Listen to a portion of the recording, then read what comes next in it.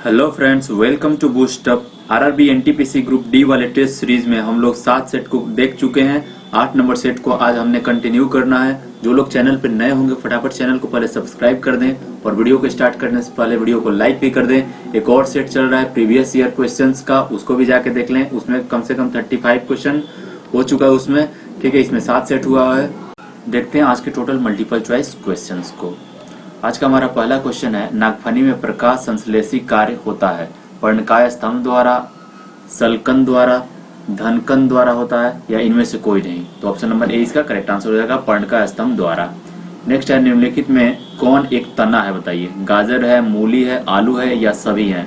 तो देखिए आलू जो होता है रूपांतरित तना होता है, बाकी गाजर और मूली जो होता है, लेकिन यहाँ पे जो गाजर और मूली दिया हुआ है ये क्या होता है, ये जड़ का एग्जाम्पल होता है, ठीक है। तो इसका आंसर ऑप्शन नंबर सी इसका करेक्ट आंसर हो जाएगा।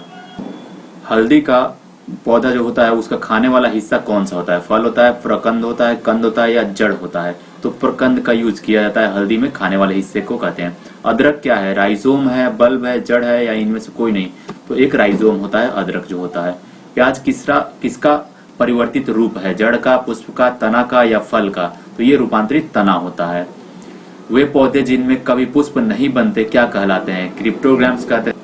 एंजियोस्पर्म होता है, जिम्नोस्पर्म होता है या इनमें से कोई नहीं। तो देखिए प्लांट को दो पार्ट में, प्लांट किंगडम को दो पार्ट में बांटा गया, तो इसका करेक्ट आंसर हो जाएगा क्रिप्टोग्राम्स, ठीक है। एनजीओ देखिए दो पार्ट में, अभी मैंने बताया कि दो पार्ट में बांटा गया है प्लांट किंगडम को। एक होता है क्रिप्टोग्राम्स, एक फोनेरोग्राम्स होता है। तो जो फोनेरोग्राम्स होता है उसी में फूल वगैरह लगता है, क्रिप्टोग्राम्स में नहीं लगता है, ठीक है।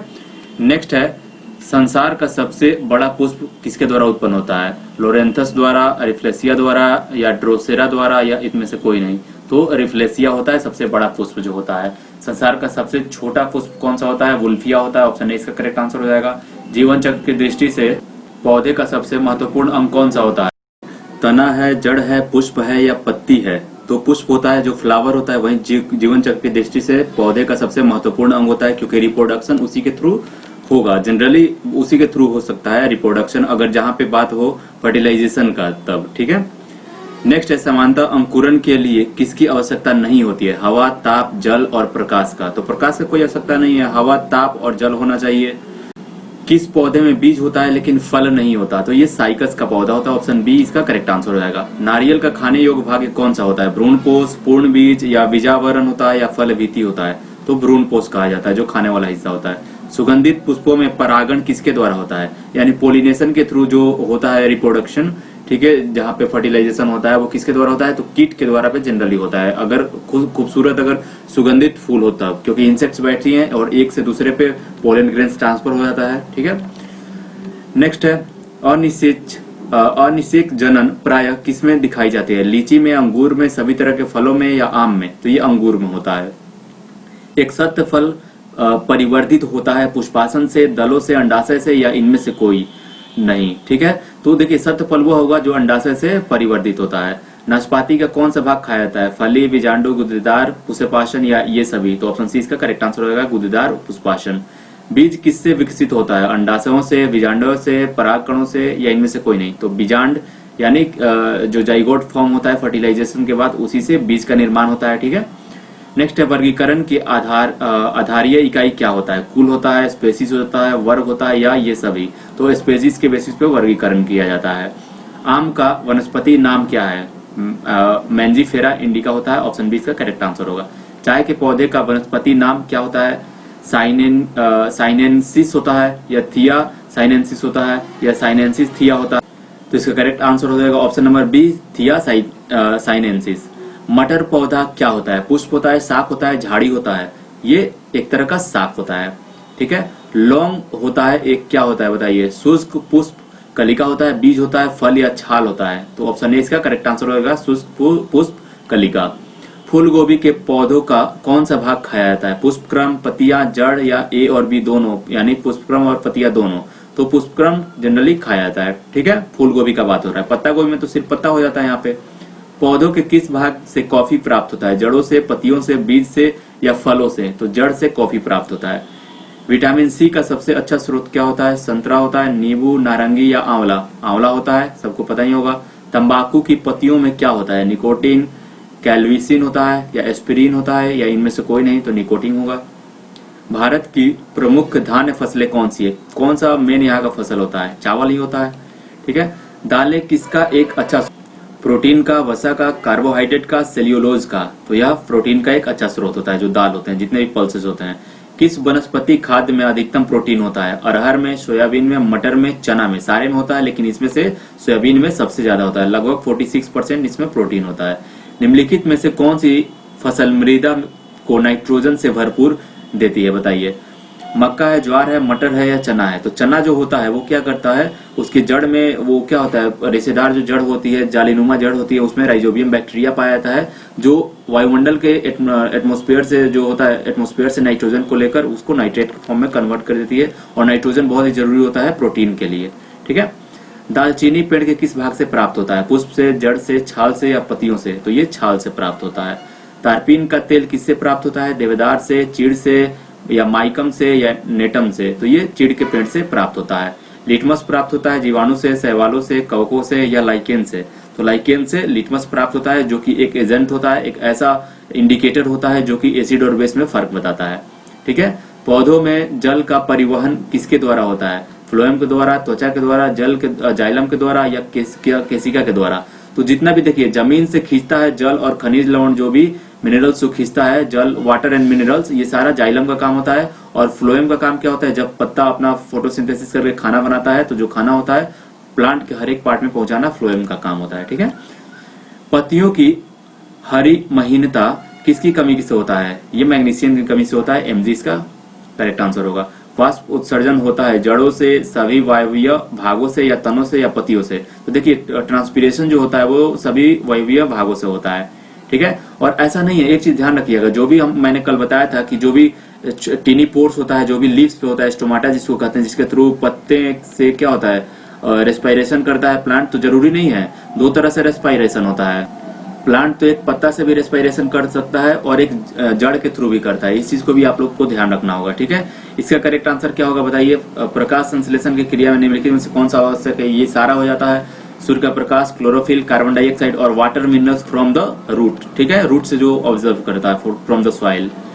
श्वसन मापन यंत्र क्या कहलाता है? ऑटोमीटर कहते हैं या रेस्पिरोमीटर कहते हैं, पोटोमीटर कहा जाता है या हाइग्रोमीटर कहा जाता है? तो ये रेस्पिरोमीटर कहा जाता है।